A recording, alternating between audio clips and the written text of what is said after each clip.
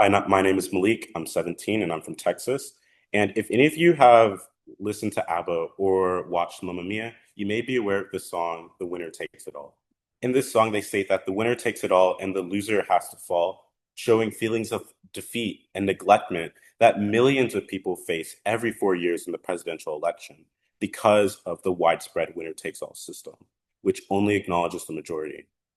Alternatives to this voting system have been proposed, such as the proportional representation model, which focuses more on the proportion or percentage of votes to allocate electoral votes rather than a simple majority. And it has allowed for an increase in almost 12% of voter turnout because of its higher voter efficacy. And so this leads to my research question being, what is the effect of implementing a proportional representation model on youth voter turnout in presidential elections? So why is this research even important? So currently, a winner takes all system leaves millions unrepresented in presidential elections. Let's say that 51% of people in Texas vote for the Republican candidate, whereas 49 vote for the Democrat candidate. All electoral votes will go towards the Republican candidate, leaving the millions of people who encompass that 49% entirely neglected and unrepresented. And additionally, a winner takes all system allows for more opportunities for unpopular victories against public opinion from the presidential candidate.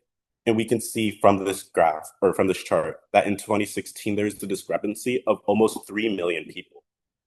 Additionally, other states like Nebraska and Maine have already implemented partial proportion models, which have allowed for higher voter turnouts above the national average, with Maine consistently ranking within the top 5.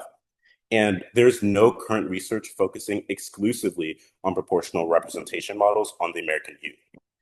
And so my hypothesis is that a proportional model would increase voter turnout by increasing voter advocacy among minority political groups. Additionally, it would elicit long-term voter turnout later in life through the habit effect.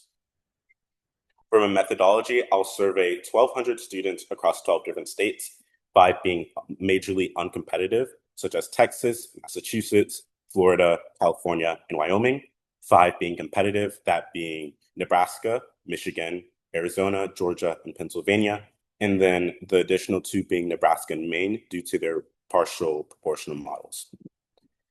Additionally, at first, it'll provide a quick summary of both what a winner-take-all and what a proportional voting system is. And for quantitative evidence, it'll ask, I feel as if my state's form of voting accurately represents my views. And then for qualitative, it'll ask questions like, why do you believe that your state's voting system inaccurately represents your views? Thank you so much, and I hope you invest in this project.